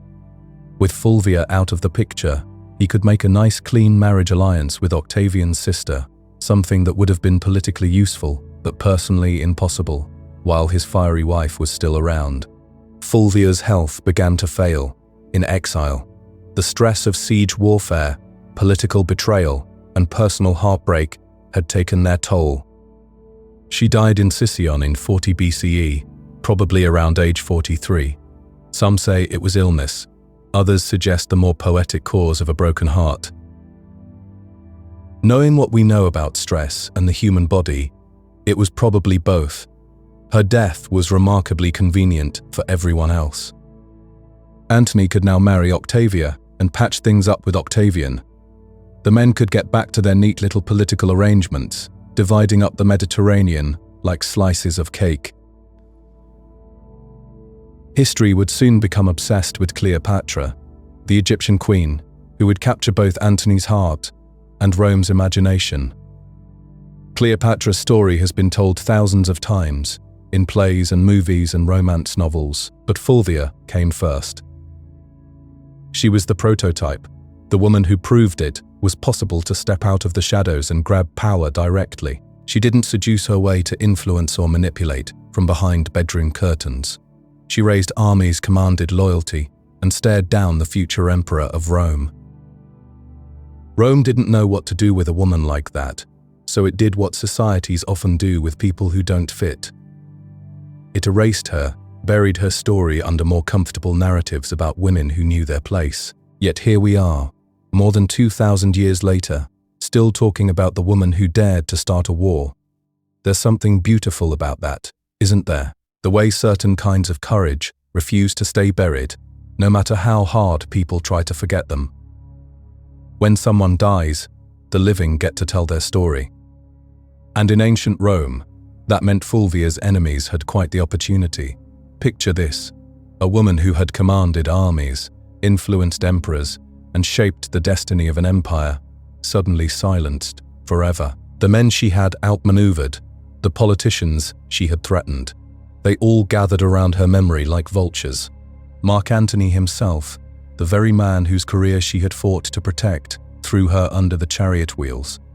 He needed to make peace with Octavian, needed to marry into the right family, needed to survive, so Fulvia became his sacrifice. Her death, he claimed, was actually a blessing. All that civil war, all that chaos, well, that was just his wife being difficult. How convenient. The ancient historians, men with their own agendas and their own fears, picked up their styluses and got to work. They painted her as everything a Roman woman shouldn't be. Jealous, they wrote. Power-hungry. Unnatural. She had dragged poor, innocent Lucius Antonius into war. She had antagonized the future emperor. She had forgotten her place. But here's the thing about history. Sometimes you have to read between the lines. These same men who called Fulvia ambitious, they worshipped Julius Caesar for his ambition. They admired Pompey for his ruthlessness. They eventually bowed to Octavian, who would prove more calculating than any of them. The only difference, Fulvia wore a dress while conquering. She had done something unthinkable in Roman society. Instead of whispering advice from behind closed doors, she had stepped into the forum. Instead of influencing through marriage and motherhood alone, she had raised armies. Instead of being a political ornament, she had become the politician herself. Rome simply didn't have a category for women like this. Their world was built on the idea that men fought wars while women managed households. Men gave speeches while women wove cloth. Men appeared on coins while women Well, women appeared as goddesses or symbols, not as themselves. Fulvia shattered that entire framework. Think about what she actually accomplished. She became the first Roman woman to have her own face, her own name, minted on currency, not as Venus or Minerva, but as Fulvia, political agent. She organized street gangs with the skill of a modern campaign manager. She negotiated with generals, formed alliances, commanded loyalty from soldiers who had never seen a woman give orders. When civil war erupted, she didn't flee to the countryside like other aristocratic wives. She stayed in Rome, held the city together, kept Antony's faction alive, while he was off in Egypt, being distracted by Cleopatra. She essentially ran a government, fought a war, and nearly won. The Parisine War, that bloody conflict that historians blame on her interference. It wasn't the result of a jealous wife throwing a tantrum. It was calculated politics. Fulvia understood that compromise with Octavian meant surrender. She saw what others missed, that there could only be one man standing at the end of this power struggle. So she chose to fight while fighting was still possible. Her timing was terrible, but her instincts were perfect. Octavian would indeed become Augustus, would indeed eliminate his rivals one by one, would indeed transform the Republic into an empire with himself as permanent ruler. Everything Fulvia feared came to pass. Her mistake wasn't reading the situation wrong. Her mistake was being born in the wrong century, in the wrong body. After her death, the silence was deafening. No grand funeral, no mourning period, no speeches praising her service to Rome. Her enemies were too busy rewriting history to bother with proper burial rites. They turned her into a cautionary tale, a warning about what happens when women forget their place. But they couldn't erase her completely. She had done too much, changed too much, broken too many barriers. Her fingerprints were all over the collapse of the Republic. Future generations of Roman women would walk paths she had carved, would wield power she had proven possible. Livia, Augustus's wife, would quietly control succession for decades. Agrippina the Younger would practically rule the empire through her son Nero. Even Cleopatra, in her own Egyptian context, operated with a kind of political authority that Fulvia had helped make imaginable. These women learned from Fulvia's example, but they also learned from her mistakes. They discovered subtlety, worked through proxies, maintained the fiction that men were in charge, while actually pulling the strings themselves. Fulvia had been too direct, too honest about her own power. Later, women would be more careful, more strategic. Modern historians, looking back with fresh eyes and different assumptions about what women can accomplish, see Fulvia differently now. They recognize her as a political innovator, someone who tested the absolute limits of what Roman society would tolerate from a female leader. She pushed so hard against those boundaries that she broke them, even though the breaking destroyed her. In many ways, she was centuries ahead of her time. She understood media, understood public opinion, understood that politics is theater and theater is power. She knew how to build coalitions, how to maintain loyalty, how to project strength in moments of weakness. These skills wouldn't look out of place in a modern democracy. Her story echoes forward through time, whispering to us across the centuries. Here was a woman who refused to be diminished, who chose action over safety, who risked everything rather than accept the limitations others tried to place on her. She lost the immediate battle, but won something larger, the right to be remembered, not as someone's wife or mother, but as herself. Not a footnote to male history, but a force that shaped the ancient world, a woman who dared to dream of power and nearly grasped it. The silence that followed her death speaks volumes about the world she challenged, but the fact that we still know her name, still debate her choices, still marvel at her audacity, that tells us something too. Some forces are too powerful to bury forever. Tucked away in the archives of one of America's most iconic moments, lies a story about the man who made it all possible. Someone most people have never heard of, Behind the scenes of that legendary August day in Washington stood Bayard Rustin, a figure so crucial to the civil rights movement that his absence from history books feels almost criminal. Picture this: you've got 8 weeks to organize what might become the largest political demonstration in American history. Not 8 months, not 8 years, just 8 weeks. The logistics alone would make most event planners break into a cold sweat. We're talking about moving 250,000 people into the nation's capital, keeping them fed, watered, safe and peaceful, all day long. Rustin had studied the art of non-violent resistance under Gandhi's own followers in India, absorbing lessons about how quiet determination could topple empires. He'd been beaten, jailed, and followed by FBI agents who probably knew his coffee order better than his own mother. Yet none of this rattled him, because he understood something profound about human nature. When people unite behind a shared dream, they become capable of extraordinary discipline. The march carried an official name that revealed its deeper purpose: the March on Washington for Jobs and Freedom. Those last 2 words weren't chosen lightly. This wasn't just about racial equality. It was about empty bellies and unpaid bills and parents working 2 jobs who still couldn't afford decent housing. Philip Randolph, the elder statesman who first dreamed up this gathering, knew that hunger doesn't discriminate, and neither should opportunity. Meanwhile, in the White House, President Kennedy was probably losing sleep. The administration watched nervously as trainloads and busloads of demonstrators rolled toward their city. They'd prepared for the worst, putting hospitals on high alert, calling up the National Guard, even banning liquor sales for the day. Federal workers got permission to stay home, as if revolution itself was coming to town. The civil rights leadership itself was hardly unified. You had the NAACP with their careful legal strategies, the young firebrands from SNCC who were growing impatient with peaceful protests, and King's Southern Christian Leadership Conference somewhere in between. These organizations often disagreed on tactics, timing, and tone. Some wanted to push harder, faster, while others preferred negotiation over confrontation. Yet somehow, in those sweltering summer weeks of 1963, they found common ground.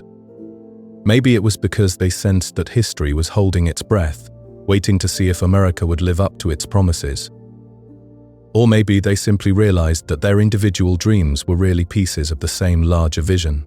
Rustin's organizational blueprint read like something a general might devise before a major campaign. Every bus route was mapped, every speaker was given precise time limits, every potential problem had a solution already in place. Marshals trained in crowd control were positioned throughout the planned route. This wasn't just crowd management. It was social choreography on a scale never before attempted. August 28th dawned hot and humid in Washington, the kind of weather that makes your clothes stick to your skin before you've even finished getting dressed. By 9 in the morning, the sun was already beating down mercilessly on the National Mall. Yet they came anyway, streaming in from every direction, like tributaries feeding a great river. What struck observers most wasn't the size of the crowd, though at over 250,000 people, it was certainly massive. It was the mood, calm, purposeful, almost reverent. Volunteers with clipboards directed foot traffic as efficiently as air traffic controllers. Red Cross workers handed out water to anyone who needed it. Gospel choirs sang near the reflecting pool, while their voices drifted across the marble and stone. The diversity was remarkable, not just racial but generational, economic, geographic. Factory workers stood next to college professors, elderly church ladies next to young activists, who'd been arrested more times than they could count. Some wore their finest Sunday clothes, treating the day like a sacred ceremony. Others carried handmade signs with messages that spoke to their personal struggles. Celebrities showed up too, names like Harry Belafonte and Sidney Poitier, Paul Newman and Marlon Brando, Joan Baez and Bob Dylan. But this wasn't a publicity event, and nobody was asking for autographs. These famous faces simply blended into the crowd, understanding that they were witnessing something larger than entertainment, larger than politics, larger than any individual career. For many Black Americans in that crowd, just standing on the National Mall represented a quiet form of revolution. To be visible, to be counted, to claim space in front of the Lincoln Memorial, where the great emancipator sat frozen in marble, this felt like completing a circle that had been drawn a century earlier. Their grandparents had been property, their parents had been second-class citizens, and now here they stood demanding their full inheritance as Americans. The official program began at exactly noon, each speaker representing different nations and different approaches to the same fundamental problems. They demanded equal pay, desegregated schools, living wages, an end to police brutality.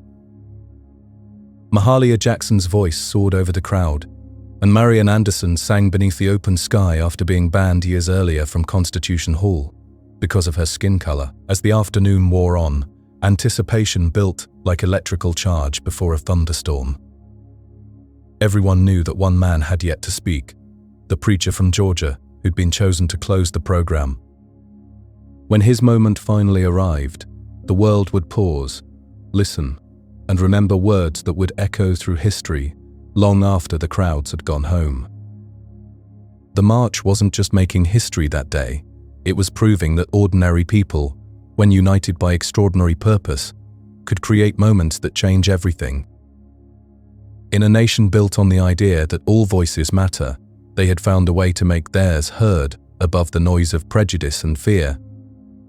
That August afternoon was painted with shadows from the Lincoln Memorial, and somewhere in that shade stood a man who carried the weight of a nation's conscience. Martin Luther King Jr. had arrived with words already typed and rehearsed, crafted through late-night sessions with his advisors. But sometimes history has other plans. Behind him in that crowd stood Mahalia Jackson, a gospel singer whose voice could move mountains. She had already sung earlier that day, her melodies floating over the thousands gathered, but now she was about to become part of something even greater. As King spoke his prepared remarks about segregation and broken promises, as he reminded everyone that 100 years after the Emancipation Proclamation, freedom remained incomplete, Jackson felt something stirring. The crowd had grown quieter as the afternoon wore on, not from exhaustion, but from anticipation. They sensed something building, like the calm before a storm. King's voice rose and fell with the rhythm of a preacher, using silence itself as an instrument, letting repetition drive his message home. People nodded, wiped tears, held signs that simply said, one word, now. Then Mahalia Jackson did something that changed everything. She called out from behind a podium, telling Martin to share his dream, the one he'd spoken about before but never quite like this. And King, this man in his dark suit and carefully knotted tie, set aside those typed pages and spoke from somewhere deeper. What emerged wasn't just a speech anymore. It was prophecy. Each phrase about dreams and brotherhood and children, judged by character rather than color, rang out like church bells across that massive gathering. By the time he reached those final words about being free at last, the crowd knew they'd witnessed something that would echo through generations. The power of that day wasn't just in the words, though, it was in the faces. 250,000 people had come from every corner of America, from Mississippi cotton fields to Michigan factories, from Alabama churches to New York classrooms. Some were veterans of the movement, scarred by countless marches and arrests. Others had never left their hometowns until this moment called to them. They packed lunches in brown paper bags, rode buses for 20 hours straight, slept in their Sunday clothes just to be present for history. These weren't all famous activists or political figures. They were maids and teachers, steel workers and postal clerks who saw themselves as witnesses to change. They didn't just want transformation, they embodied it. Children dotted the crowd like flowers in a field. Little girls with carefully tied ribbons, boys clutching handmade signs, toddlers hoisted onto shoulders so they could see over the sea of heads. To these young ones, this wasn't just an event, it was the dawn of a different world, one where their futures might look brighter than their parents' past. Among those faces was a 23-year-old named John Lewis, representing students who believed change couldn't wait for gradual progress. His original speech had been so fierce, so uncompromising that older leaders begged him to soften it just minutes before he took the stage. He agreed, barely, but his call for radical transformation still electrified the crowd. Then there was Daisy Bates, the only woman given a speaking role that day, though not to share her own thoughts, but to read a statement on behalf of others, even within a movement fighting for equality. Some voices still struggled to be heard, a reminder that progress often comes unevenly, in waves rather than floods. The crowd was a tapestry of America. Union organizers standing beside rabbis, nuns linking arms with students, priests walking alongside people who'd never seen the inside of a church. They didn't all agree on methods. Some believed in King's nonviolence, while others leaned toward more militant approaches. But for those precious hours, unity trumped division. What the world saw was this beautiful symphony of possibility, black and white hands joined together, freedom buttons pinned to every chest, the sound of 250,000 souls breathing as one. But behind that inspiring image was a different story, one of frantic planning and political compromise. The man who made it all possible was Bayard Rustin, a brilliant organizer who had to fight battles on multiple fronts. He faced constant scrutiny because he was openly gay, and had once been involved with communist organizations, identities that some feared would give enemies ammunition to discredit the entire movement. Politicians had even threatened to spread lies about him and King if he remained involved in earlier campaigns. The treatment of women revealed another painful truth. Despite the crucial work of leaders like Ella Baker and Dorothy Height, none were invited to deliver major addresses on their own. Rosa Parks, the woman whose courage had sparked the Montgomery bus boycott, sat in the crowd that day, honored but not heard from the podium. Even among the organizing groups, tension simmered. Younger activists were growing impatient, with calls for moderation. They wanted to confront racism more directly and dramatically. But everyone agreed that unity mattered more than disagreements, at least for this one historic day. The government watched it all with suspicious eyes. J. Edgar Hoover's FBI assigned over 100 agents to spy on organizers, bugging hotel rooms and following key figures, convinced that violence would erupt or that communist forces would somehow hijack the event. When nothing of the sort happened, they simply intensified their surveillance, especially of Dr. C and Diane Tessitown, their 17, King. Money was another constant worry. The march cost over $250,000, equivalent to millions today. Organizers scrambled to raise funds through unions and sympathetic donors right up until the final hours, even borrowing walkie-talkies from local Boy Scout troops to coordinate the massive event. So the March on Washington was indeed historic, but it was also deeply human in its imperfections.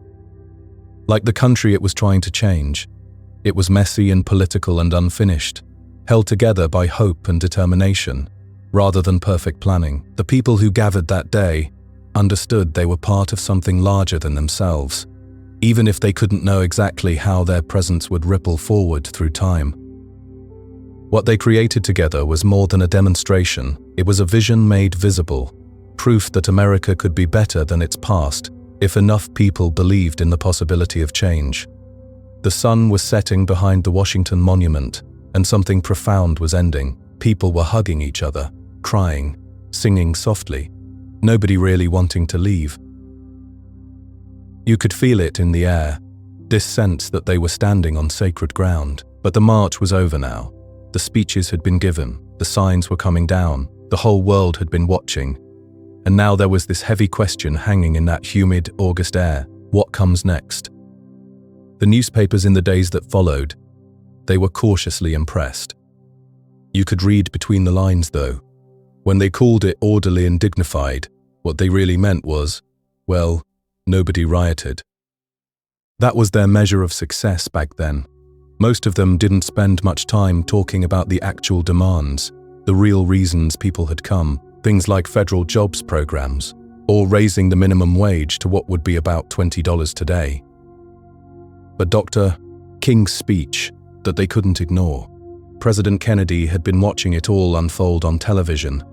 He'd actually been against the march at first, worried about what might happen. But as he watched, you could see his attitude shifting. He called it impressive afterward, even invited the civil rights leaders to the White House right away. Still, nothing moved quickly in Congress.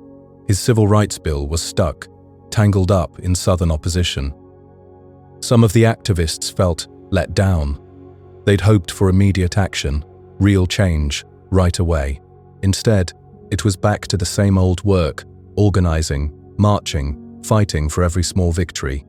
And then reality hit them hard, just weeks later. On September 15th, 4 young black girls were killed when someone bombed the 16th Street Baptist Church in Birmingham. The dream had been spoken, yes, but the nightmare was far from over. Something fundamental had shifted, though. The march proved that massive protests could be disciplined, powerful, impossible to ignore. It brought together the biggest coalition anyone had ever seen. Labor unions standing next to faith leaders, celebrities next to students, working-class Americans next to intellectuals, all united by this idea of justice. And most importantly, it gave the movement something it hadn't had before, a single voice that the whole world would remember. The road ahead would be long, winding through blood and legislation and transformation, but they'd shown it could be done. The march didn't just rattle America's conscience, it completely reshaped the country's moral landscape.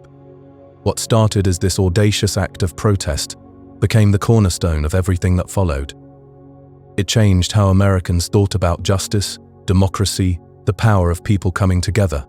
The legislative victories didn't come immediately, but they did come. Less than a year later, President Johnson signed the Civil Rights Act.